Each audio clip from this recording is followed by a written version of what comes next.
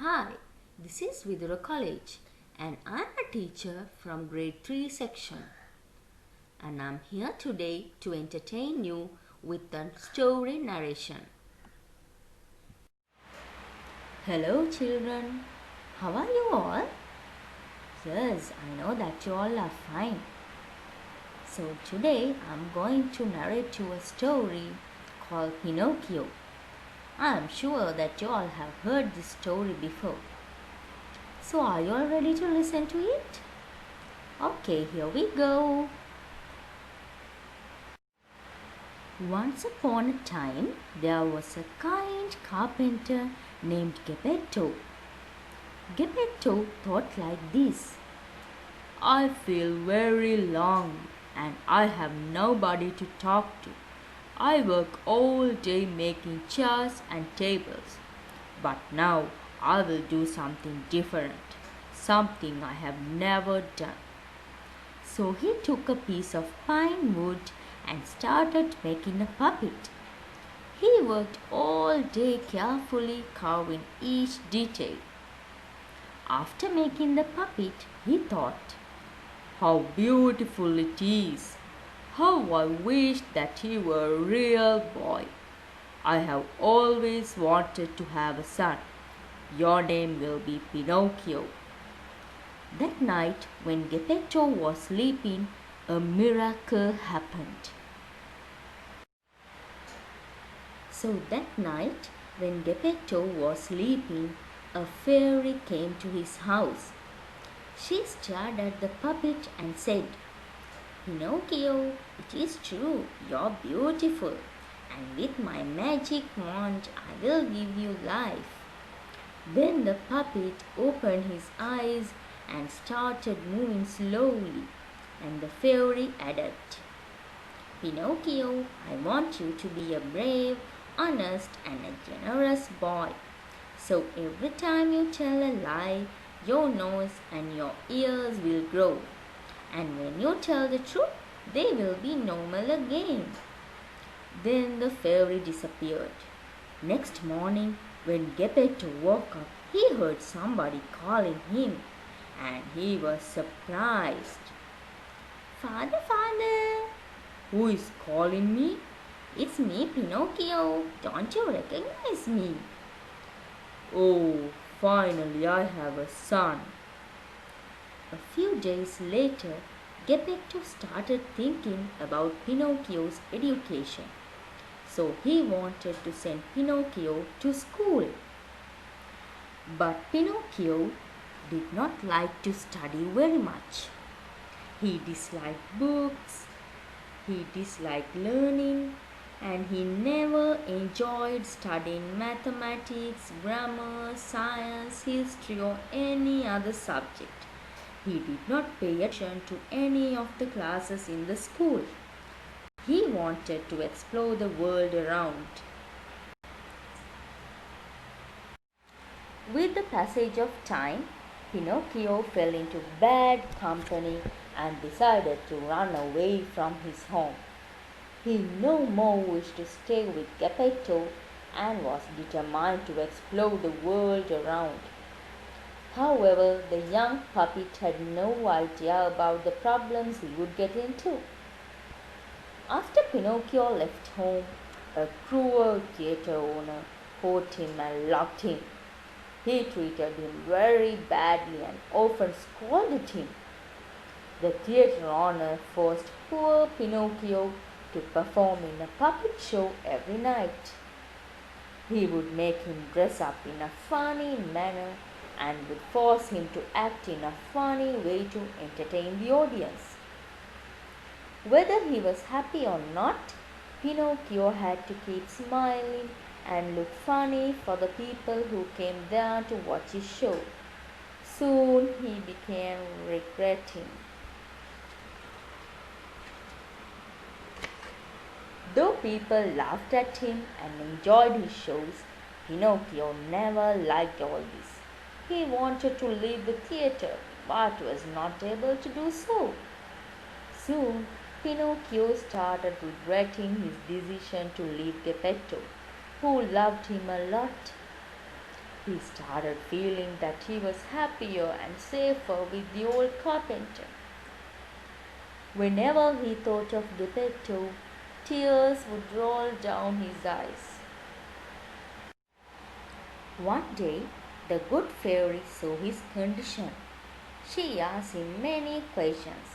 However, Pinocchio lied, as he had wronged Geppetto. Soon he felt that the more lies he told, the longer his nose grew. He realized his mistake and felt sorry for what he had done.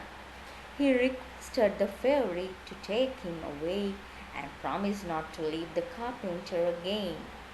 He told her the truth about his leaving the home. The fairy smiled and said to Pinocchio, "I am sure that you have learnt a lesson. Now you must promise that you will be a good boy and will not lie." She forgave Pinocchio for what he had done, turned his nose back to normal, and helped him escape. Back in the village, Geppetto had started looking for Pinocchio. He looked for his little boy everywhere, but to no success. Pinocchio also started looking for Geppetto after escaping. He went to every possible place where he could find the old man, but was not able to find him. After walking for a long time, he came to a seashore. There he heard the voice of a man crying for help. Pinocchio heard the cry and saw that the man was actually Geppetto on a boat. He had gone into the sea while looking for Pinocchio. In the sea, a huge whale was swallowing the old man. Pinocchio immediately dived into the sea to save his father's life. When the whale saw Pinocchio, it immediately swallowed him as well. Inside the whale's stomach, Pinocchio met Geppetto. The old man was very happy to see his little boy again. Pinocchio assured him that he would get him out of the whale's stomach somehow. After thinking for a while, Pinocchio got a brilliant idea. He lit a huge fire inside the whale's stomach. The smoke gave the whale a stomachache. It coughed up and spit out both Pinocchio and Geppetto to get rid of the uneasiness it was facing due to the fire in its stomach.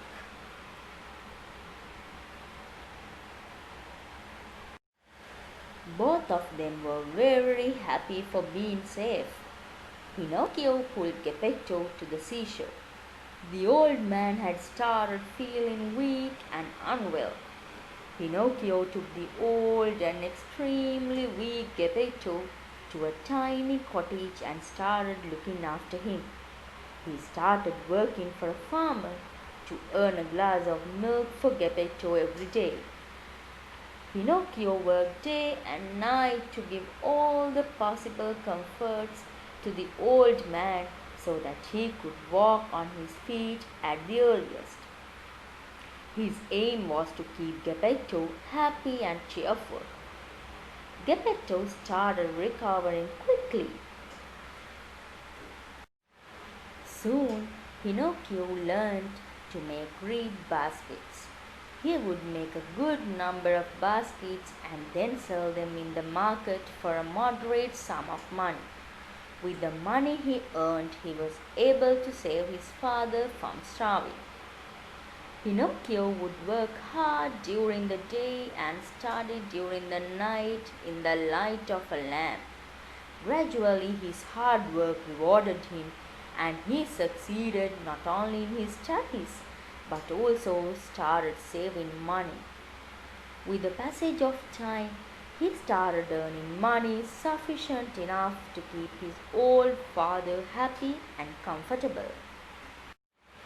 Meanwhile, the fairy was very happy that Pinocchio had learnt a lesson. She realized that he had now turned into a good human being. He had become a responsible person who knew what was good and what was bad for him.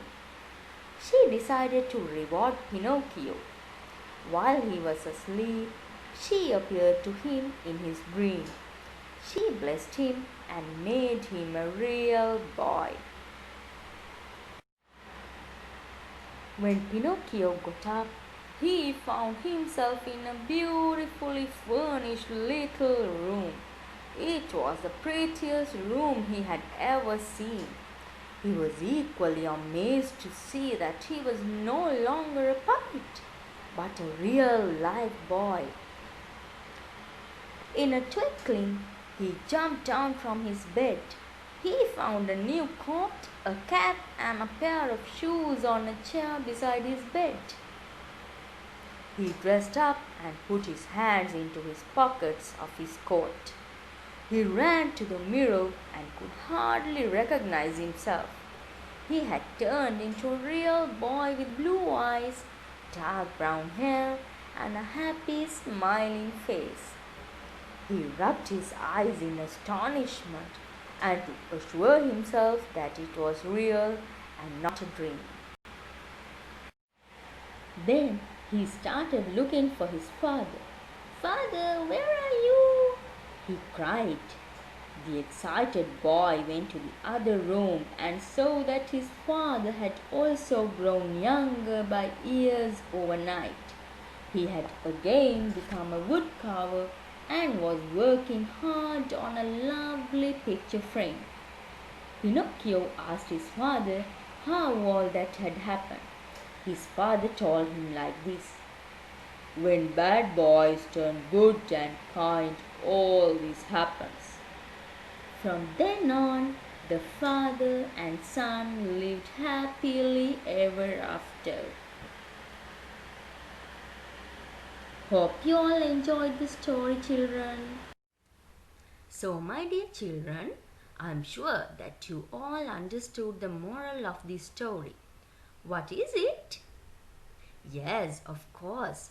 The moral of this story is that if you are brave and truthful and do listen to your conscience, you will find salvation.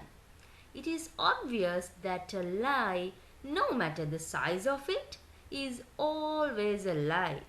And this story teaches you another lesson about the importance of respecting your parents.